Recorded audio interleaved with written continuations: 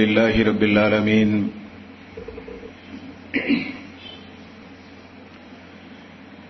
نحمده ونستعينه ونستغفره ونعوذ بالله من شرور أنفسنا وسيئات أعمالنا من يهده الله فلا مضل له ومن يضلل فلا هادي له واشهد ان لا اله الا الله وحده لا شريك له واشهد ان محمدا عبده ورسوله يا ايها الذين امنوا اتقوا الله حق تقاته ولا تموتن الا وانتم مسلمون يا ايها الناس اتقوا ربكم الذي خلقكم من نفس واحده وخلق منها زوجها وبث منهما رجالا كثيرا ونساء واتقوا الله الذي تساءلون به والأرحام إن الله كان عليكم رقيبا يا أيها الذين آمنوا اتقوا الله وقولوا قولا سديدا يصلح لكم أعمالكم ويغفر لكم ذنوبكم ومن يطع الله ورسوله فقد فاز فوزا عظيما فإن خير الحديث كتاب الله وخير الهدي هدي محمد صلى الله عليه وسلم وشر الأمور محدثاتها وكل محدثة بدعة وكل بدعة ضلالة وكل ضلالة في النار. வார்த்தைகளில் சிறந்தது அல்லாஹ்வுடைய வார்த்தை என்றும் வழிகாட்டுதலில் சிறந்தது நபிகள் நாயகம் ஸல்லல்லாஹு அலைஹி வஸல்லம் அவர்களுடைய வழிகாட்டுதல் என்றும் காரியங்களில் மிக மிக கெட்டது மார்க்கங்களில் பித்அத்துகளை உண்டாக்குவது, ஒவ்வொரு பித்அத்தான காரியங்களும் வழிகேடுகள் அனைத்தும் உங்களை நரகில் கொண்டு போய் சேர்க்கும் என்று நபிகள் நாயகம் ஸல்லல்லாஹு அலைஹி வஸல்லம் அவர்கள் தங்களுடைய ஒவ்வொரு சொற்பொழிவின் துவக்கத்திலும் இந்த மனித சமூகத்திற்கு நினைவுறுத்தியதை சிறப்புமிக்க இந்த ஜுமாவுடைய நாளில் அல்லாஹ்வினுடைய ஆலயத்தில் ஒன்று கூடியிருக்கின்ற உங்களது சிந்தனையிலும் அந்த நபிமொழியை நினைவுபடுத்தி எனது உரையை ஆரம்பம் செய்கின்றேன். இணை வைத்தல், பித்அத்துகள், அனாச்சாரங்கள், மூட பழக்க வழக்கங்கள், சடங்கு சம்பிரதாயங்களை விட்டும் அமல்களை பாழாக்கி மறுமை நாளில் நரகத்திற்கு அழைத்துச் செல்லுகின்ற அனைத்து தீய எண்ணங்கள், நடவடிக்கைகளை விட்டும் நம் எல்லோரையும் அல்லாஹ் பாதுகாத்து அல்லாஹ்வினுடைய மார்க்கத்தில் சொல்லப்பட்ட சட்டதிட்டங்களுக்கு ஏற்ப நம்முடைய வாழ்வை நாம் அமைத்து மரணிக்கும் பொழுது உண்மை முஸ்லீமாக மரணித்து மறுமை நாளில் நல்லவர்களோடு அல்லாஹ் நம் எல்லோரையும் எழுப்பி சொர்க்கத்தில் நபிகள் நாயகம் ஸல்லல்லாஹு அலைஹி வஸல்லம் அவர்களோடு நம் அனைவர்களையும் அல்லாஹ் ஒன்று சேர்ப்பானாக. அன்பிற்கும் பாசத்திற்கும் உரிய சகோதரர்களே, தாய்மார்களே, பெரியோர்களே, கடந்த சில வாரங்களாக நபிமார்களின் வாழ்வினிலே என்கிற ஒரு தொடர் உரையில் ஆதம் அலைஹிஸ்ஸலாத்து வஸ்ஸலாம் அவர்களுடைய வாழ்க்கை வரலாற்றை நாம் பார்த்து வருகின்றோம். அதில் கடந்த வாரங்களில் ஆதம் அலைஹிஸ்ஸலாத்து வஸ்ஸலாம் அவர்களுக்கு அல்லாஹு தஆலா வானவர்களை பார்த்து அடிபணிந்து சுஜூது செய்யுமாறு கட்டளை பிறப்பித்தான். வானவர்கள் சுஜூது செய்தார்கள். சைத்தான் அகம்பாவம் கொண்டு சுஜூது செய்ய மறுத்ததோடு அல்லாஹுவை எதிர்த்து அவன் எவ்வாறெல்லாம் வாதங்கள் புரிந்தான் என்பதனையும், அதற்கு அல்லாஹு ரப்பல் ஆலமீன் சைத்தானை சபித்து கியாம நாள் வரை அவனுக்கு அவகாசம் வழங்கி அவனை பின்பற்றுகிற மனிதர்களையும் அவனையும் மறுமை நாளில் நரக நெருப்பை கொண்டு நிரப்புவேன் என்று அல்லாஹ் ரப்பல் ஆலமீன் சைத்தானை பார்த்து கூறிய சம்பவத்தையும் சென்ற ஜுமாவுனுடைய உரையில் நாம் பார்த்தோம். இப்படியாக அல்லாஹுவிடத்தில் வாக்குவாதம் புரிந்து அல்லாஹுவால் சபிக்கப்பட்டு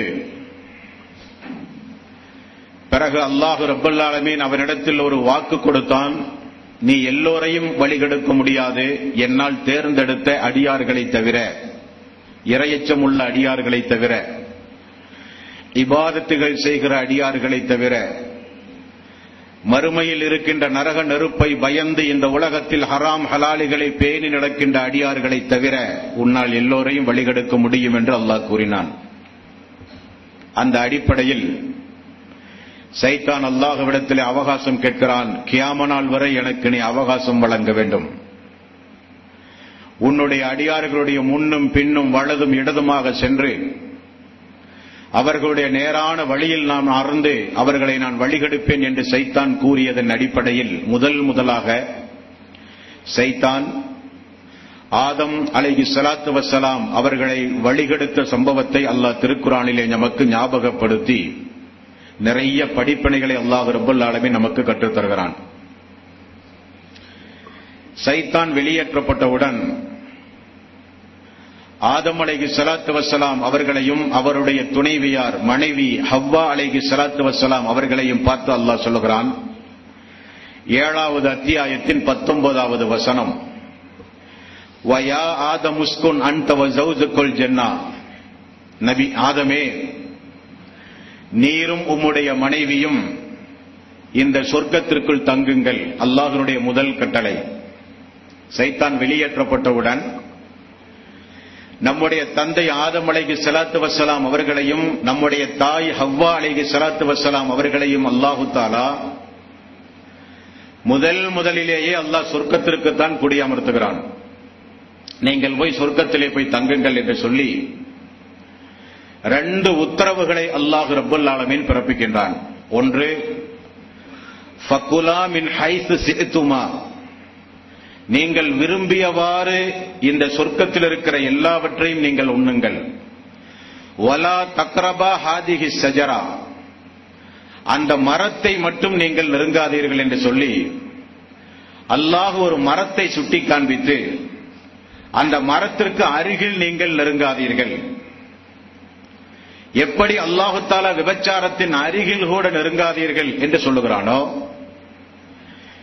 எப்படி அனாதைகளின் சொத்துக்களில் அருகில் கூட நீங்கள் நெருங்காதீர்கள் என்று அல்லாஹ் சொல்லுகிறானோ, எப்படி மானக்கேடான காரியத்தின் அருகில் கூட நீங்கள் செல்லாதீர்கள் என்று அல்லாஹ் சொல்லுகிறானோ, அதே போல வலா தக்ரபா ஹாதிஹி ஷஜரா, அந்த மரத்தினுடைய அருகில் கூட நீங்கள் சென்று விடாதீர்கள்.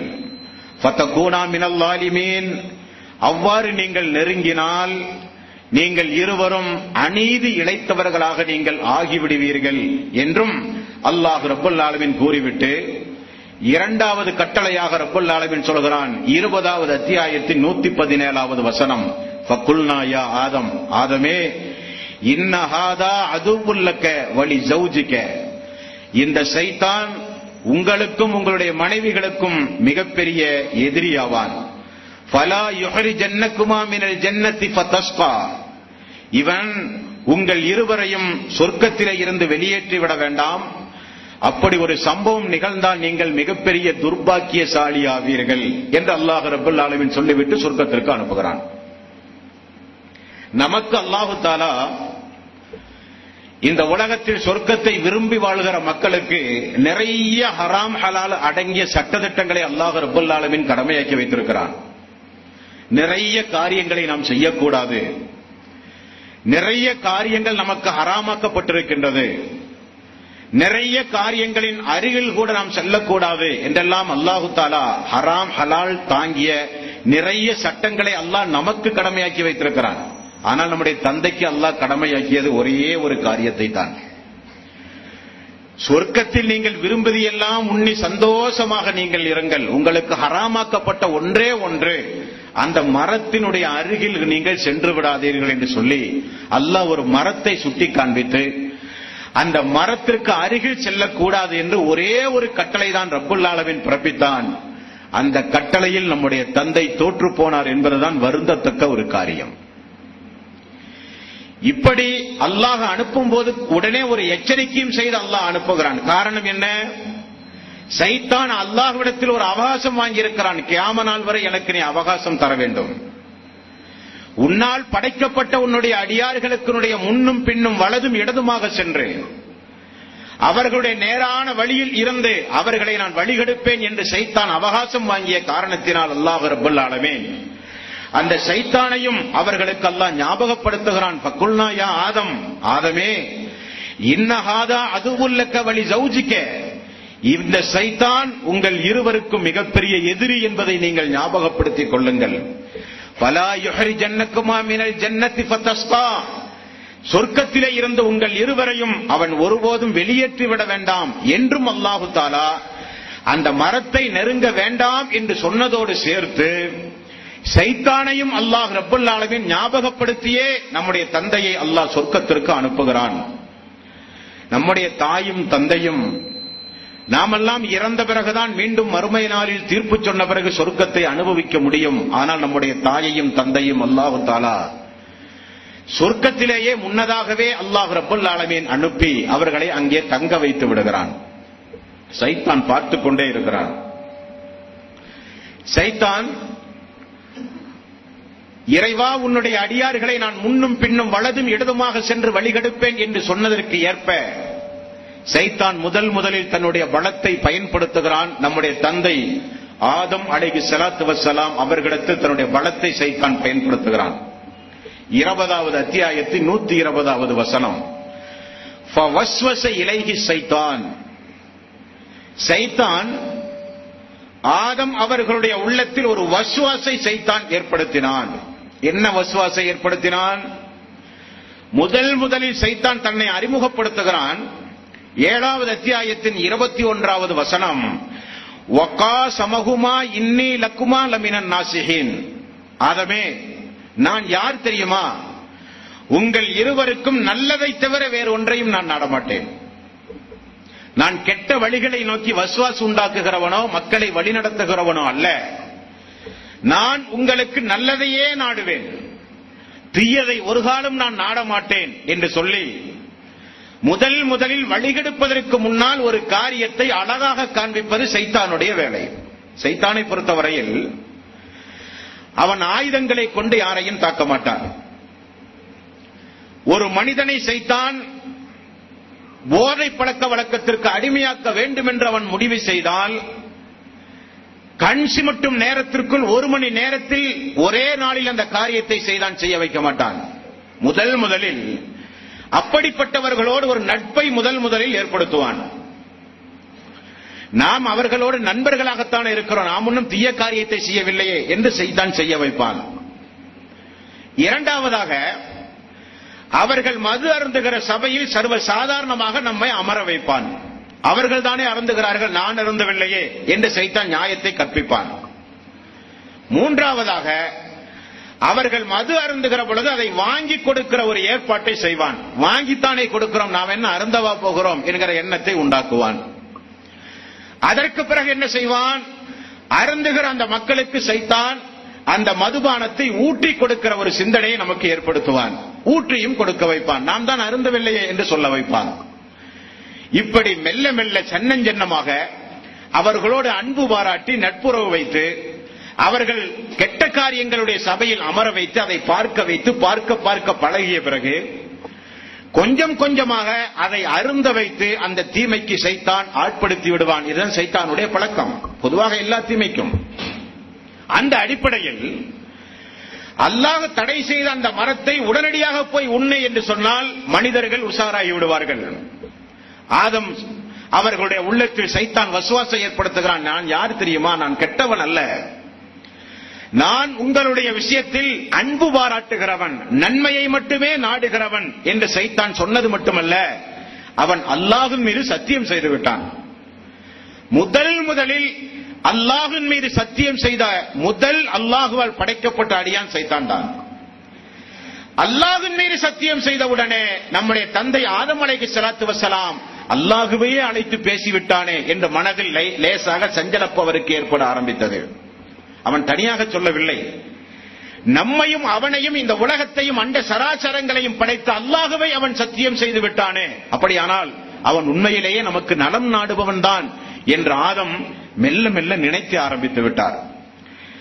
பிறகு சைத்தான் ஆதம் அலைஹிஸ்ஸலாத்து வஸ்ஸலாம் அவர்களை குறித்து சைத்தான் பேசுகிறான். 20வது அத்தியாயத்தின் 120வது வசனம், காலய ஆதம், ஆதமே, ஹல் அதுல்லக அலா ஷஜரத்தில் ஹுல்த், நிலையான வாழ்வளிக்கக்கூடிய ஒரு மரத்தை உனக்கு நான் சொல்லவா என்று கேட்கிறான்.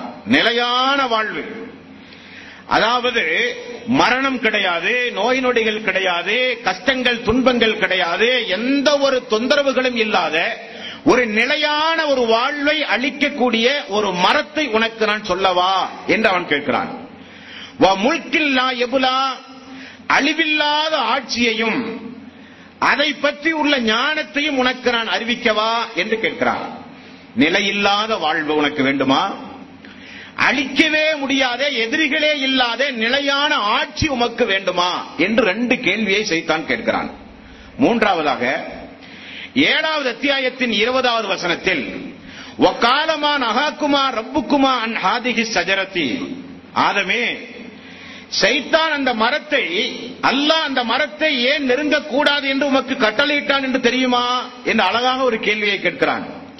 இல்லா அன் தக்கூனா மலக்கைனி, நீங்கள் வானவர்களாகி விடுவீர்கள் என்பதற்காக, அவ் தக்கூனா மினல் ஹாலிதீன், அல்லது நிரந்தரமாக இங்கேயே நீங்கள் தங்கிவிடுவீர்கள் என்பதற்காகத்தான் இறைவன் அதை நெருங்கக்கூடாது என்று சொல்லியிருக்கிறான். நீங்கள் வானவர்களாக வேண்டுமா?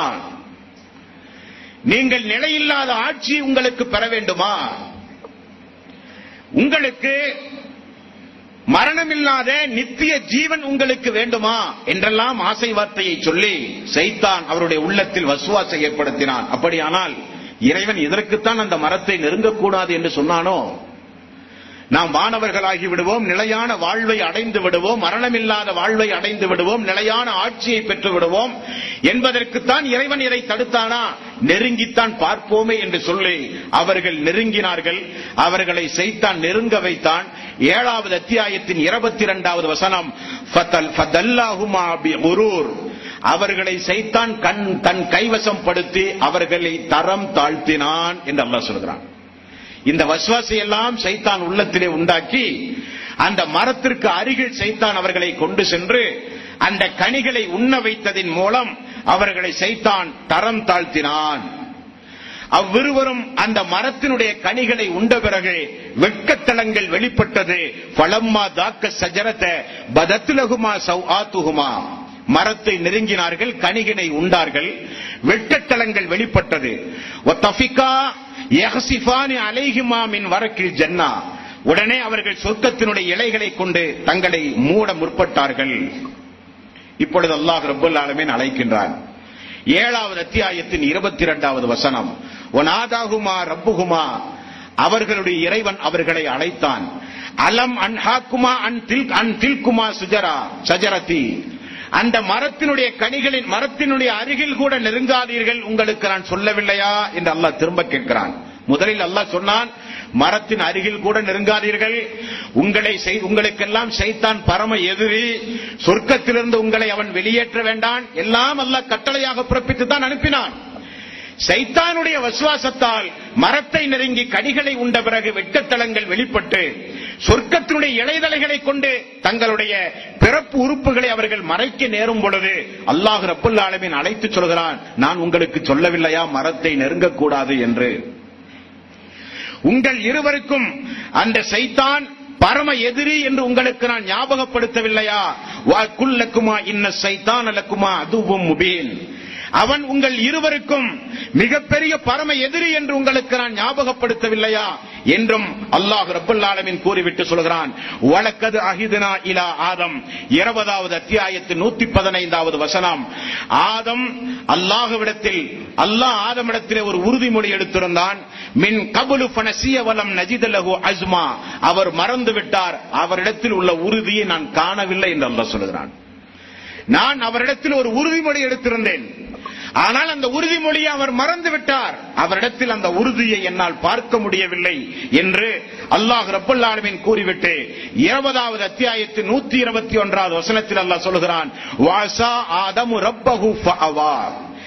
ஆகவே ஆதமுக்கு இறைவனுக்கு ஆதம் அலைஹிஸ்ஸலாத்து வஸ்ஸலாம் மாறு செய்தார், அவர் வழி தவறினார். அல்லாஹ்வுக்கு ஆதம் மாறு செய்து விட்டார், ஆகவே அவர் வழி தவறினார் என்று அல்லாஹ் ரப்பல் ஆலமீன் கூறிவிட்டு 7வது அத்தியாயத்தின் 24வது வசனத்தில் அல்லாஹ் சொல்கிறான், இனி சொர்க்கத்தில் உங்களுக்கு இடமில்லை. காலஹ்பிது பஅலுக்கும் லிபஅத். நீங்கள் இங்கிருந்து இறங்கி விடுங்கள், நீங்கள் ஒருவருக்கு ஒருவர் பகைவர்களாகி விடுவீர்கள். அதுவு வலக்கும் ஃபில் அர்தி முஸ்தகர்ருன் வ மத்தாஉன் இலாஹின். பூமியில் குறிப்பிட்ட கால அவகாசம் உங்களுக்கு உண்டு, அங்கு எல்லா வகையான வசதி வாய்ப்புகளும் உங்களுக்கு உண்டு. கால ஃபீஹா தஹயவுன், அதிலேயே நீங்கள் வாழ்வீர்கள். வ ஃபீஹா தமூதூன், அதிலேயே நீங்கள் மரணிப்பீர்கள். வ மின்ஹா துஹ்ரஜூன், அங்கிருந்து நீங்கள் மீண்டும் உயிர்ப்பித்து எழுக்கப்படுவீர்கள் என்று சொல்லி அல்லாஹ் தஆலா சொர்க்கத்திலிருந்து வெளியேற்றி ஆதம் அலைஹிஸ்ஸலாத்து வஸ்ஸலாம் அவர்களை பூமிக்கு அல்லாஹ் ரப்பல் ஆலமீன் அனுப்புகிறான். 2வது அத்தியாயத்தின் 36வது வசனத்தில் அல்லாஹ் ரப்பல் ஆலமீன் சொல்கிறான், இப்படி சொர்க்கத்திற்கு அனுப்பப்பட்ட ஆதமை சைத்தான் ஃபஅஸல்லஹும ஷைத்தானு அன்ஹா ஃபஅஹரஜஹுமா, அவ்விருவரையும் சைத்தான் சொர்க்கத்திலிருந்து வெளியேற்றி உயர்ந்த நிலையில் இருந்த அவர்களை தாழ்ந்த நிலைக்கு சைத்தான் தள்ளிவிட்டான் என்று சொல்லிவிட்டு நம்மை பார்த்து அல்லாஹ் சொல்கிறான் 2வது அத்தியாயத்தின் 208வது வசனம், யா அய்யுஹல்லதீன ஆமனு, ஈமான் கொண்டவர்களே, உதுகுலு ஃபிஸ்ஸில்மி காஃபா, இஸ்லாத்தில் நீங்கள் முழுமையாக நுழைந்து விடுங்கள். வலா தத்தபிஉ ஹுதுவாத்தி ஷைத்தான், சைத்தானுடைய அடிச்சுவடுகளை ஒரு காலம் நீங்கள் பின்பற்றாதீர்கள். இன்னஹு லக்கும் அதுவும் முபீன், சைத்தான் உங்களுக்கு பரம எதிரி. தந்தைக்கு சொன்ன அதே வார்த்தை அல்லாஹ் நமக்கு சொல்கிறான். என்னுடைய அடியார்களே, இறை விசுவாசிகளே, ஈமான் கொண்டவர்களே, இஸ்லாத்தில் முழுமையாக நுழையுங்கள், சைத்தானுடைய அடிச்சுவடை பின்பற்றாதீர்கள், அவன் உங்களுக்கு பரம எதிரி என்று அல்லாஹ் கூறிவிட்டு சைத்தான் என்னதான் வசுவாசம் ஏற்படுத்தினாலும் அந்த வசுவாசம் சூழ்ச்சி எல்லாம் ஒரு பலகீனமானது என்பதை நீங்கள் புரிந்து கொள்ளுங்கள். 4வது அத்தியாயத்தின் 76வது வசனம், இன்ன கைத சைத்தானி கான லஈஃபா, சைத்தானுடைய சூழ்ச்சிகள் எல்லாம் என்றைக்கும் பலகீனமானதாகத்தான் இருக்கும், அதில் நீங்கள் ஒரு காலம் விழுந்து விடாதீர்கள் என்று அல்லாஹ் ரப்பல் ஆலமீன் சொல்லிவிட்டு சொல்கிறான். 7வது அத்தியாயத்தின் 27வது வசனம், இன்னஹு யராக்கும் ஹுவ வ கபீலுஹு மின் ஹைது லா தரவுனஹும், அந்த சைத்தானை நீங்கள் பார்க்காவிட்டாலும் அவனும் அவனுடைய கூட்டத்தார்களும் உங்களை பார்த்துக் கொண்டிருக்கிறார்கள். சைத்தான் எப்படிப்பட்டவன் தெரியுமா? உங்களுடைய கண்களுக்கு அவன் தெரியாவிட்டாலும் அவனும் அவனுடைய கூட்டத்தார்களும் உங்களை பார்த்துக் கொண்டிருக்கிறார்கள். இன்ன ஜஅல்ன ஷயாத்தீன அவுலியா லில்லதீன லா யுமினூன், யாரெல்லாம் ஈமான் கொள்ளாமல் இந்த உலகத்தில் வாழ்கிறார்களோ அவர்களுக்கு அந்த சைத்தானை நான் உற்ற நண்பர்களாக ஆக்கி விடுவேன் என்று அல்லாஹ் ரப்பல் ஆலமீன் சொல்லிவிடுகிறான். மீண்டும் அல்லாஹ் சொல்கிறான் 7வது அத்தியாயத்தின் 27வது வசனம், யா பனி ஆதம், ஆதமுடைய மக்களே, நம்மை பார்த்து அல்லாஹ் சொல்கிறான், ஆதமுடைய மக்களே, லா யஃப்தினன்னகுமுஷ் ஷைத்தானு கமா அஹ்ரஜ அபவைக்கும் மினல் ஜன்னா, உங்களுடைய பெற்றோர்களை சொர்க்கத்திலிருந்து வெளியேற்றியதைப் போல சைத்தான் உங்களையும் சொர்க்கத்திலிருந்து வெளியேற்ற வேண்டாம். எவ்வளவு அருமையான அறிவுரைகளை அல்லாஹ் சொல்கிறான். நம்முடைய தந்தைக்கு அல்லாஹ் சைத்தானை எச்சரிக்கையாக சொன்னான், அவன் உங்களுக்கெல்லாம் எதிரி என்று சொன்னான். சொர்க்கத்திலிருந்து வெளியேற்றக்கூடிய காரியத்தை அவன் செய்வான் என்று சொன்னான். அதையும் நம்முடைய தந்தை மீறினார். அல்லாஹ்வுடைய நாட்டம். அவர் மீறிய பிறகு வாழையடி வாழையாக வருகிற தூதர்களுக்கெல்லாம் அல்லாஹ் ரப்பல் ஆலமீன் திருக்குர்ஆனிலே எச்சரிக்கையாக சொல்கிறான், ஆதமுடைய மக்களே, சைத்தான் மிகப்பெரிய சூழ்ச்சிக்காரன்.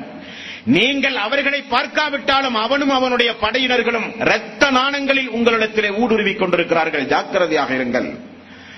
அவன் நிறைய சூழ்ச்சிகளை அவன் செய்வான், எல்லாம் பலகீனமானது. சிலந்த இளந்தையுடைய கூட்டை போல மிக மிக பலகீனமானது அவனுடைய சூழ்ச்சிகள் எல்லாம். எப்படி உங்களுடைய தாய் தந்தையை சொர்க்கத்திலிருந்து வெளியேற்றினானோ அதே போல அவன் உங்களையும் சொர்க்கத்திலிருந்து வெளியேற்ற வேண்டாம் என்று அல்லாஹ் ரப்பல் ஆலமீன் நமக்கு ஞாபகப்படுத்துகிறான்.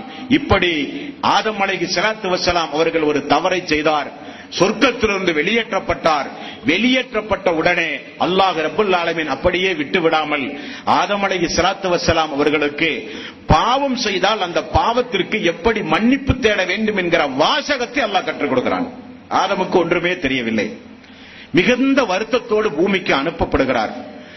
இறைவனுக்கு மாறு செய்து விட்டோமே என்று உள்ளம் குமுறுகிறது. இருந்தாலும் அல்லாஹ்விடமிருந்து ஆதம் அலைஹிஸ்ஸலாத்து வஸ்ஸலாம் எப்படி பிரார்த்தனை செய்ய வேண்டும் என்கிற வாசகத்தை ஆதம் அலைஹிஸ்ஸலாத்து வஸ்ஸலாம் அவர்கள் கற்றுக் கொடுக்கிறார். 2வது அத்தியாயத்தின் 37வது வசனத்தில் அல்லாஹ் சொல்கிறான், ஃபதலக்கா ஆதமு மிர் ரப்பிஹி கலிமாத்தின். இறைவனிடமிருந்து சில வார்த்தைகளை ஆதம் அலைஹிஸ்ஸலாத்து வஸ்ஸலாம் அவர்கள் கற்றுக்கொண்டார்கள். ஃபதாப அலைஹி இன்னஹு ஹுவத் தவ்வாபுர் ரஹீம்.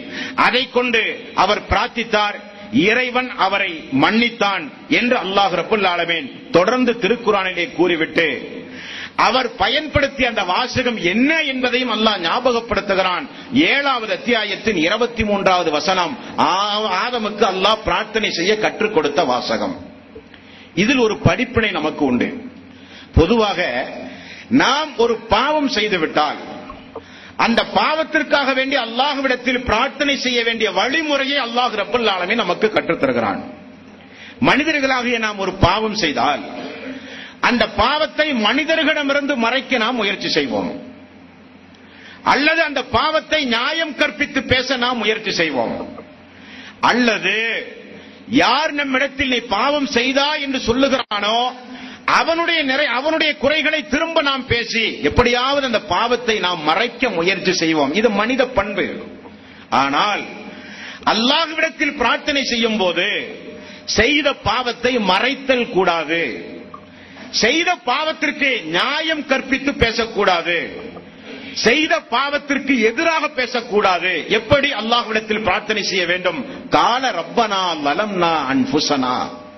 ஆதம் அல்லாஹ்விடத்திலே பிரார்த்தனை செய்கிறார். அல்லாஹ் கற்றுக் கொடுத்த வாசகம் கால ரப்பனா லலம்னா அன்ஃபுஸனா. எங்கள் இறைவா, எங்களுக்கு நாங்களே தீங்கு இழைத்து விட்டோம், நாங்கள் பாவம் செய்து விட்டோம். முதலில் பாவத்தை ஒத்துக்கொள்ள வேண்டும், எதிர்த்து பேசக்கூடாது அல்லாஹ்விடத்தில், நியாயம் கற்பித்து பேசக்கூடாது அல்லாஹ்விடத்தில். அல்லாஹ்வே நாங்கள் பாவம் செய்து விட்டோம். ஹராமையும் ஹலாலையும் அல்லாஹ் தெளிவுபடுத்தி நமக்கு சிந்திக்கின்ற அறிவையும் அல்லாஹ் தந்து எது நரகத்திற்குரிய காரியம் எது சொர்க்கத்திற்குரிய காரியம் என்று வேதத்தை வழங்கி தூதருடைய வழிகாட்டி நெறிமுறையை நமக்கு கற்றுத்தந்து நமக்கு சுய அறிவோடுதான் அல்லாஹ் இந்த உலகத்தில் நம்மை படைத்திருக்கிறான். அதையும் மீறி சைத்தானுடைய தூண்டுதலினால் ஒரு பாவத்தை செய்துவிட்டால் பாவத்தை முதலில் அல்லாஹ்விடத்திலே ஒப்புக்கொள்ள வேண்டும். ரப்பனா லலம்னா அன்ஃபுஸனா. அல்லாஹ்வே எங்களுக்கு நாங்களே தீங்கிழைத்து விட்டோம். வஇல்லம் தஃபிர் லனா, நீ எங்களை மன்னிக்க வேண்டும். வதர்ஹம்னா, நீ எங்களுக்கு கருணை புரிய வேண்டும். லனகூனன்ன மினல் ஹாசிரீன். அல்லாஹ்வே அப்படி நீ செய்யாவிட்டால் நாங்கள் மிக பெரும் நஷ்டவாளிகளாகி விடுவோம். அல்லாஹ் எங்களை நீ மன்னிக்க வேண்டும், நீ எங்களின் மீது கருணை புரிய வேண்டும். இதை நீ செய்யாவிட்டால் நாங்கள் மிக பெரும் நஷ்டத்திற்கு ஆளாகி விடுவோம். ரப்பனா லலம்னா அன்ஃபுஸனா, எங்களுக்கு நாங்களே தீங்கிழைத்து விட்டோம் யா அல்லாஹ் என்று அல்லாஹ்விடத்தில் பிரார்த்தனை செய்கிற வழிமுறையை அல்லாஹ் கற்றுக் கொடுக்கிறான். 20வது அத்தியாயத்தின் 122வது வசனம். அந்த பிரார்த்தனையை அவர் செய்தவுடனே அல்லாஹு தஆலா சும்மஸ்தஜாபா சும்மஜ்தபாஹு ரப்புஹு ஃபதாப அலைஹி வஹதா. அல்லாஹ் அவரை தேர்ந்தெடுத்தான், அவரை மன்னித்தான், அவருக்கு நேரான வழியை காண்பித்தான். ஆனால் கிறிஸ்தவர்களுடைய நம்பிக்கை என்ன? முதல் மனிதர் ஆதம் அலைஹிஸ்ஸலாத்து வஸ்ஸலாம் அவர்கள் செய்த பாவத்தை அவருடைய சந்ததிகள் சுமந்தார்கள். அவர்களுடைய சந்ததிகளுடைய பாவச்சுமையை போக்கத்தான் ஈசா அலைஹிஸ்ஸலாத்து வஸ்ஸலாம் அவர்கள் வந்தார்கள். இயேசு வந்து தன்னை சிறையில் அறைந்த பிறகுதான் ஆதமுடைய மக்களுடைய பாவங்கள் எல்லாம் மன்னிக்கப்பட்டது என்கிற சித்தாந்தம் கிறிஸ்தவ சமுதாயத்துடைய சித்தாந்தம். ஆனால் இஸ்லாம், அல்லாஹ் ரப்பல் ஆலமீன் ஆதமை பூமிக்கு அனுப்பிய உடனே ஒரு சில வாசகங்களை கற்றுக் கொடுத்தவர் பிரார்த்தனை செய்தார். ரப்பனா லலம்னா அன்ஃபுஸனா வஇல்லம் தஃபிர் லனா வதர்ஹம்னா லனகூனன்ன மினல் ஹாசிரீன். அல்லாஹ்வே, நாங்கள் எங்களுக்கு நாங்களே தீங்கிழைத்து விட்டோம், எங்களை நீ மன்னிக்க வேண்டும், எங்களுக்கு நீ கருணை புரிய வேண்டும், இல்லாவிட்டால் மிகப்பெரிய நஷ்டத்திற்கு நாங்கள் ஆளாகி விடுவோம் என்று சொன்ன உடனே அல்லாஹு தஆலா சும்மஜ்தபாஹு ரப்புஹு ஃபதாப அலைஹி வஹதா, அவர்களை அல்லாஹ் மன்னித்தான், நேரான வழியையும் அல்லாஹ் அவர்களுக்கு காண்பித்தான் என்று பூமிக்கு இறக்கப்பட்ட உடனே அவர் செய்த பாவத்தை அல்லாஹ் மன்னித்து சிறந்த அடியார்களில் ஒருவராக அல்லாஹ் ரப்பல் ஆலமீன் அவரை தேர்வு செய்தான் என்றும் அல்லாஹ் ரப்பல் ஆலமீன் திருக்குர்ஆனிலே நமக்கு ஒரு பாடமாக சொல்லித் தருகிறான். இதில் 2வது ஒரு படிப்பனை என்ன? பாவம் செய்தால் அந்த பாவத்தை தாமதித்தல் கூடாது. ஒரு பாவம் செய்துவிட்டால் உடனே நம்முடைய உள்ளத்தில் ஒரு வருத்தம் உண்டாக வேண்டும். பாவம் செய்தால் அந்த பாவத்திற்காக வேண்டி வருந்துகிற எண்ணம் உடனடியாக நம்முடைய வாழ்வில் உதிக்க வேண்டும். பாவம் செய்துவிட்டால் உடனே அல்லாஹ்வுடைய சன்னிதானத்தை நோக்கி ஓடோடி வந்து, அல்லாஹ்வே சைத்தான் எனது உள்ளத்தில் இப்படிப்பட்ட காரியத்தை ஏற்படுத்தி விட்டான், இந்த காரியத்தை நாங்கள் செய்துவிட்டோம் என்று சொல்லி அல்லாஹ்விடத்தில் பாவ மன்னிப்பு தேட வேண்டும். பாவ மன்னிப்பு 2 வகைப்படும் அன்பர்களே. ஒன்று பெரும் பாவங்கள், இன்னொன்று சிறு பாவங்கள். சிறு சிறு பாவங்களை பொறுத்தவரையில் நான் பாவ மன்னிப்பு கேட்காமலேயே நம்முடைய பாவங்கள் எல்லாம் மன்னிக்கப்படுகிற ஒரு ஏற்பாட்டை அல்லாஹ் ரப்பல் ஆலமீன் செய்து வைத்திருக்கிறான். நாம் நல்லறங்கள் செய்யும் போது, ஒது செய்தால் உடல் உறுப்புகளில் செய்த பாவங்கள் மன்னிக்கப்படுகின்றது. தொழும் பொழுது ஒரு தொழுகைக்கும் இன்னொரு தொழுகைக்கும் இடைப்பட்ட பாவங்கள் மன்னிக்கப்படுகின்றது. ஜுமா தொழும் பொழுது ஒரு ஜுமாவுக்கும் இன்னொரு ஜுமாவுக்கும் இடைப்பட்ட பாவங்கள் மன்னிக்கப்படுகின்றது. கூட ஒரு 3 நாள் சேர்த்து உங்களுக்கு பாவங்கள் மன்னிக்கப்படுகின்றது. ஷவ்வாலுடைய நோன்பு, அரஃபாவுடைய நோன்பு வைக்கும் போது 2 வருட பாவங்கள் மன்னிப்பு. முஹர்ரத்தினுடைய நோன்பு சென்ற தினங்களில் நாம் வைத்தோம், 1 வருடத்தினுடைய பாவங்கள் மன்னிப்பு. இப்படி நிறைய பாவ மன்னிப்புகளை அல்லாஹ் ரப்பல் ஆலமீன் உலகத்திலேயே நமக்கு வழங்கி விடுகிறான், நாம் செய்கிற நல்லறங்களின் மூலமாக. பெரும்பாவங்கள் மட்டும் மன்னிக்கப்படாது. பெரும்பாவங்கள் மன்னிக்கப்பட வேண்டுமானால் 3 நிபந்தனைகளோடு அல்லாஹ்விடத்தில் நாம் ஒவ்வொருவரும் பிரார்த்தனை செய்ய வேண்டும். அப்படி செய்தால் மட்டும்தான் அல்லாஹ் நாடினால் மன்னிப்பான். அந்த 3 நிபந்தனைகள் என்ன? நான் ஆரம்பத்தில் சொன்னதை போல சங்கைக்குரிய ஹதீஸ்களை மேதைகள் எல்லோரும் இந்த ஆயத்தை தான் முற்படுத்துகிறார்கள். பெரும்பாவங்கள் யாராவது செய்தால் அவர்கள் முதலில் தங்களுடைய குற்றங்களை அல்லாஹ்விடத்திலே ஒப்புக்கொள்ள வேண்டும். அல்லாஹ், நான் இந்த காரியத்தை செய்துவிட்டேன். இரண்டாவதாக, அல்லாஹ் இந்த காரியத்தை செய்ததற்காக வேண்டி எனக்கு நீ பாவ மன்னிப்பு வழங்கு. மூன்றாவதாக, உன் மீது சத்தியமாக சொல்கிறேன் யா அல்லாஹ், இனி ஒரு காலம் இந்த பாவத்தை நான் செய்ய மாட்டேன் என்று சொல்லி இந்த 3 நிபந்தனைகளின் அடிப்படையில் பெரும்பாவம் புரிந்தவர்கள் பாவ மன்னிப்பு தேட வேண்டும். அப்படி தேடினால் மட்டும்தான் அல்லாஹ் நாடினால் அவர்களை மன்னிப்பான். ஒன்று, செய்த குற்றத்தை ஒப்புக்கொள்ள வேண்டும், அதற்காக வேண்டி பாவ மன்னிப்பு தேட வேண்டும், இனி செய்ய மாட்டேன் என்று அல்லாஹ்விடத்தில் சத்தியமிட்டு உறுதி பிரமாணம். இந்த 3 இருந்தால் மட்டும்தான் அல்லாஹு தஆலா அவர்களுடைய பாவங்களை மன்னிப்பேன் என்று அல்லாஹ் வாக்கு தருகிறான். இது ஆலம் அலைஹிஸ்ஸலாத்து வஸ்ஸலாம் அவர்களிடமிருந்து நமக்கு கிடைத்த முதல் ஒரு பாடம். அடுத்தது, அல்லாஹு தஆலா பாவ மன்னிப்பு கேட்டார், பாவத்தை மன்னித்தேன், சிறந்த அடியாராக நான் தேர்வு செய்து விட்டேன் என்று அல்லாஹ் சொல்லிவிட்டான்.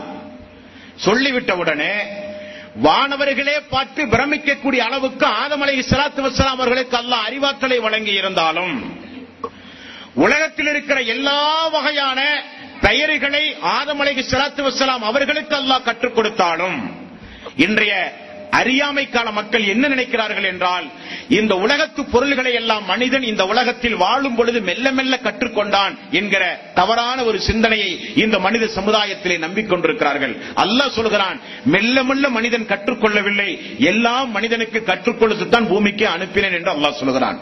இப்படி எல்லா வானவர்களே பார்த்து ஆதமுடைய அந்த அறிவுத்திறமை, ஆதமுடைய அந்த அறிவு புலமையை பார்த்து மலக்குமார்களே அதிசயப்பட்டு சுஜூதிலே விழுகிற அளவுக்கு அறிவாற்றல் இருந்தாலும், அவர் பூமிக்கு அனுப்பப்பட்ட உடனே அல்லாஹு தஆலா என்ன சொல்கிறான் தெரியுமா?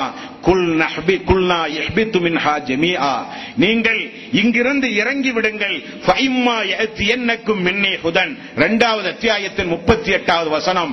ஆதமே, நேர்வழி என்னிடமிருந்து உங்களுக்கு வரும் என்று அல்லாஹ் சொல்கிறான். இதுதான் இஸ்லாம். இஸ்லாம் என்பது நபிகள் நாயகம் ஸல்லல்லாஹு அலைஹி வஸல்லம் அவர்கள் வந்து இந்த மனித சமுதாயத்திற்கு வழிகாட்டவில்லை. இஸ்லாம் என்றைக்கு அல்லாஹு தஆலா பூமிக்கு மனிதர்களை அல்லாஹ் ரப்பல் ஆலமீன் சொர்க்கத்திலிருந்து அனுப்பினானோ, அப்பொழுது தன்னுடைய மார்க்கமாகிய இஸ்லாத்தை ஆதம் அலைஹிஸ்ஸலாத்து வஸ்ஸலாம் அவர்களுக்கு அல்லாஹ் சொல்கிறான், ஃபஇம்மா யஅத்தியன்னக்கும் மின்னி ஹுதன், என்னிடமிருந்து உங்களுக்கு நேர்வழி வரும்.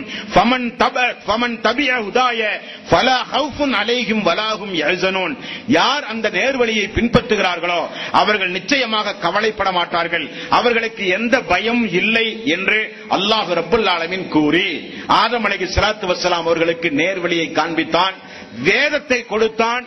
அதுதான் இஸ்லாம்.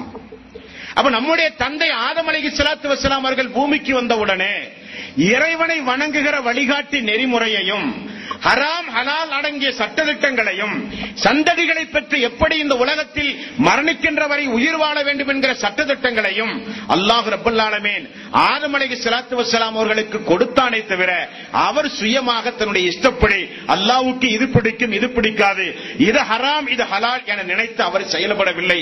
அப்படி செயல்பட மார்க்கத்தில் அனுமதியும் கிடையாது என்பதை நாம் இந்த வார ஜுமாவினுடைய உரையாக சுருக்கமாக நாம் தெரிந்து கொள்ள வேண்டும். அப்படியானால் ஒரு கேள்வி, ஆதம் அலைஹிஸ்ஸலாத்து வஸ்ஸலாம் அவர்களை அல்லாஹ் தஆலா சொர்க்கத்திற்கு அனுப்பினான். சொர்க்கத்திற்கு அனுப்பும் பொழுது அல்லாஹ் தஆலா சைத்தானை சபித்து கியாமத் நாள் வரை அவனுக்கு அவகாசம் வழங்கி உன்னையும் உன்னை பின்பற்றவர்களையும் நரகத்திற்குள் புகுத்துவேன் என்று அல்லாஹ் சொல்லியும் விட்டான். அப்படியானால் சைத்தான் எப்படி அந்த சொர்க்கத்திற்குள் புகுந்து ஆதமை வழிகெடுத்தான்? இது முதலாவது கேள்வி. இரண்டாவது, சொர்க்கம் என்பது ஜன்னத் என்கிற வார்த்தையினுடைய தமிழாக்க சொல். ஜன்னத் என்றால் தோட்டத்திற்கும் பயன்படுத்தப்படும். ஆகவே பூமியில் இருக்கின்ற ஒரு தோட்டத்தில் தான் அல்லாஹ் ரப்பல் ஆலமீன் ஆதமை குடியமர்த்தினானே தவிர மறுமை நாளில் சொர்க்கத்தில் அல்லாஹ் தஆலா நல்லவர்களுக்கு வழங்குவானே அந்த சொர்க்கத்தில் ஆதமை அல்லாஹ் தஆலா குடியமர்த்தவில்லை. அந்த சொர்க்கம் வேறு, இந்த சொர்க்கம் வேறு. சொர்க்கம் இன்றும் படைக்கப்படவில்லை, சொர்க்கம் இனிமேல் தான் படைக்கப்பட உள்ளது என்கிற நம்பிக்கை எல்லாம் இந்த இஸ்லாமிய மனித சமூகத்திலே உண்டு. அதுபோக ஆதம் அலைஹிஸ்ஸலாத்து வஸ்ஸலாம் இந்த பூமிக்கு இறக்கப்பட்டார் என்றால் இந்த பூமிக்கு எந்த நாட்டில் எந்த ஊருக்கு ஆதம் அலைஹிஸ்ஸலாத்து வஸ்ஸலாம் அவர்கள் இறக்கப்பட்டார், இறக்கப்பட்ட உடனே அவர் செய்த முதல் காரியம் என்ன என்பதை எல்லாம் இன்ஷா அல்லாஹ் அடுத்த வார ஜுமாவினுடைய உரையில் பார்ப்போம். வாஹிரு தவானா அல்ஹம்துலில்லாஹி ரப்பில் ஆலமீன். அல்ஹம்துலில்லாஹி ரப்பில் ஆலமீன். அல்லாஹும்ம ஸல்லி அலா முஹம்மதின் வ அலா ஆலி முஹம்மதின் கமா ஸல்லைத அலா இப்ராஹீம் வ அலா ஆலி இப்ராஹீம் இன்னக ஹமீதும் மஜீத். اللهم بارك على محمد وعلى آل محمد كما باركت على إبراهيم وعلى آل إبراهيم إنك حميد مجيد. அன்பானவர்களே, ஒவ்வொரு ஜுமாவினுடைய இரண்டாவது உரையிலும் தொழுகைக்கு பிறகும் நம்முடைய வாழ்விலும் அன்றாடம் நாம் செய்ய வேண்டிய திக்ர்களையும் துஆக்களையும் நாம் ஒவ்வொன்றாக பார்த்து வருகின்றோம். இந்த வாரம் முஸ்லிம் என்கிற நபிமொழி தொகுப்பில் 1044வது நபிமொழி, 1044வது நபிமொழி. இந்த உலகத்தில் பாருங்கள், அல்லாஹு தஆலா மனிதர்களை ஏற்றத்தாழ்வோடு படைத்திருக்கிறான். வலிமையுள்ளவர்கள் என்றும் வலிமை இல்லாதவர்கள் என்றும், ஆட்சி அதிகாரம் உள்ளவர்கள் என்றும் அந்த ஆட்சிக்கு கட்டுப்பட்டு நடக்கின்ற பாமர மக்கள் என்றும், செல்வந்தர்கள் என்றும் ஏழை எளிய மக்கள் என்றும், ஆரோக்கியமானவர்கள் என்றும் நோய் நொடிகளோடு இந்த உலகத்தில் வாழ்ந்து கொண்டிருக்கிற மக்கள் என்றும், அழகானவர்கள் என்றும் அழகற்றவர்கள் என்றெல்லாம் அல்லாஹு தஆலா ஏற்றத்தாழ்வர்களோடு மனிதர்களை அல்லாஹ் படைத்திருக்கிறான்.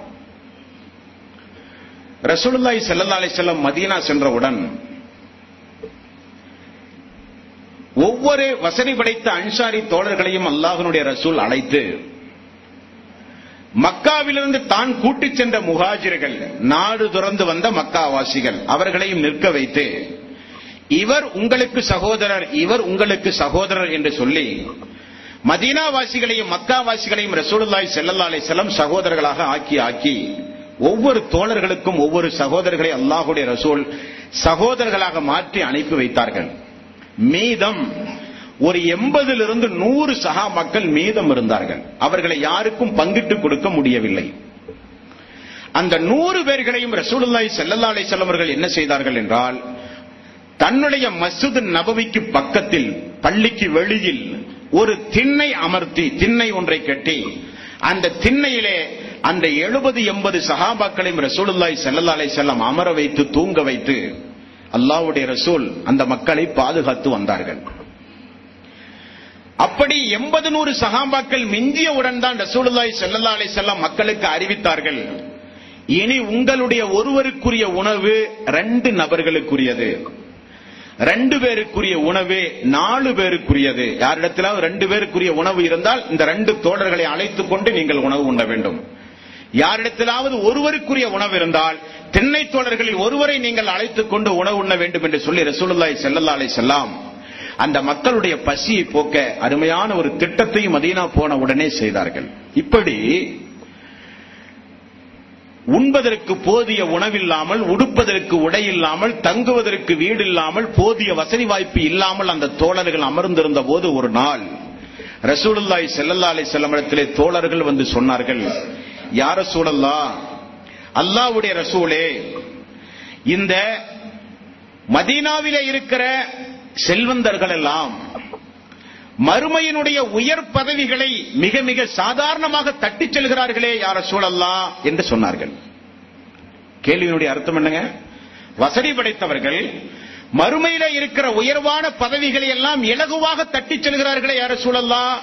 உடனே ரசூலுல்லாஹி ஸல்லல்லாஹு அலைஹி வஸல்லம் அவர்கள் கேட்டார்கள், அது எப்படி என்று கேட்டார்கள். முஹாஜிர்கள் சொல்கிறார்கள், யா ரசூலல்லாஹ், வசதி படைத்தவர்கள் எங்களை போன்றே தொழுகிறார்கள், வசதி படைத்தவர்கள் எங்களை போன்றே நோன்பும் வைக்கிறார்கள். ஆனாலும் கூட அல்லாஹ் அவர்களுக்கு வசதி வாய்ப்பு வழங்கிய காரணத்தினால் அதை கொண்டு தர்மம் செய்கிறார்கள், அதை கொண்டு அவர்கள் ஜக்காத்து கொடுக்கின்றார்கள், அதை கொண்டு அவர்கள் அடிமைகளை விடுதலை செய்கிறார்கள்.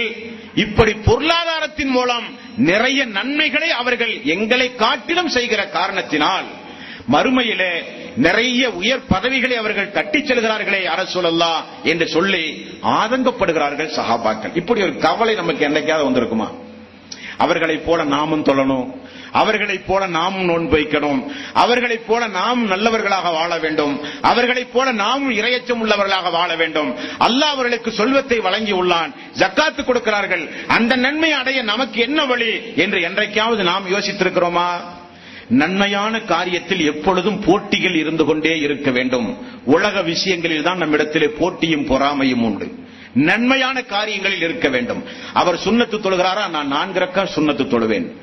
அவர் பாங்கு சொன்ன உடனே பள்ளிக்கு சென்றாரா, அவருக்கு முன்னதாக நான் பள்ளிக்கு செல்வேன். அவர் எப்பொழுதும் ஜமாத்தோடு தொழுகிறாரா, நான் முதல் சஃபிலே ஜமாத்தோடு சேர்ந்து தொழுவேன் என்று சொல்லி நன்மையான விஷயங்களில் நமக்கு எப்பொழுதும் போட்டிகள் உருவாக வேண்டும். அந்த போட்டி மனப்பான்மை இருக்கிற வரை ஈமான் பாதுகாக்கப்படும். அப்படி ஒரு போட்டி உணர்வு சஹாபாக்களுக்கு மத்தியில் வருகின்றது. யா ரசூலல்லாஹ், செல்வந்தர்கள் பொருளாதாரத்தை வைத்து தர்மம் செய்கிறார்கள், ஜக்காத்து கொடுக்கிறார்கள், ஹஜ்ஜுக்கு போகிறார்கள்.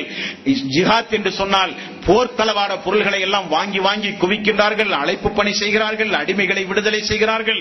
அந்த நன்மையெல்லாம் எங்களுக்கு கிடைக்காதா யா ரசூலல்லாஹ்? அவர்களுக்குரிய கவலை.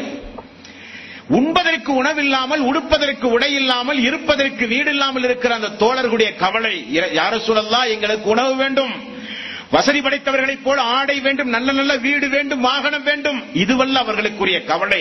மறுமையில் அவர்கள் நிறைய நற்பயன்களை அடைகிறார்களே, எங்களுக்கு அது கிடைக்காமல் போகிறதே என்று சொன்னவுடன் ரசூலுல்லாஹி ஸல்லல்லாஹு அலைஹி வஸல்லம் அன்றைக்கு அந்த திண்ணை தோழர்களுக்கு சொன்ன பதில், இந்த உலகத்தில் கியாமத் நாள் வரை வாழ்ந்து மரணிக்கின்ற ஒவ்வொரு ஏழை எளிய சகோதர சகோதரிகளுக்கும் சேர்த்தரப்புள்ளால் அல்லாஹ்வுடைய ரசூல் சொன்னார்கள், இனி இந்த கவலை, எந்த கவலை? ஏழை எளிய மக்களுக்கு இருக்கிற கவலை. நமக்கு காசு இருந்தால், நமக்கு வசதி இருந்தால் நாமும் ஒரு பள்ளியை கொண்டு கொடுப்போமே, நமக்கு வசதி இருந்தால் நாமும் ஏழை எளியவர்களுக்கு தான தர்மம் செய்வோமே, நமக்கு வசதி இருந்தால் நாமும் நோன்பு திறக்கிற மக்களுக்கெல்லாம் ஏற்பாடு செய்வோமே என்கிற கவலை யாருடைய உள்ளத்திலெல்லாம் இருக்கிறதோ எல்லோருக்கும் சேர்த்து ரசூலுல்லாஹி ஸல்லல்லாஹு அலைஹி வஸல்லம் அவர்கள் ஒரு வழிமுறை அந்த தோழர்களுக்கு கற்றுக் கொடுத்தார்கள். கற்றுக் கொடுப்பதற்கு முன்னதாக ரசூலுல்லாஹி ஸல்லல்லாஹு அலைஹி வஸல்லம் அவர்கள் சொன்னார்கள், நான் ஒன்றை உங்களுக்கு அறிவித்து தரட்டுமா? நான் ஒன்றை உங்களுக்கு அறிவித்து தரட்டுமா? அதை நீங்கள் செய்தால் உங்களுக்கு முந்தி இந்த உலகத்தில் மரணித்தார்களே அவர்களைப் போலவும், உங்களுக்கு பின்னால் இந்த உலகத்தில் வாழ்ந்து மரணிக்கப் போகின்றார்களே அவர்களுடைய அந்தஸ்தையும் நீங்கள் எட்டிவிடுவீர்கள்.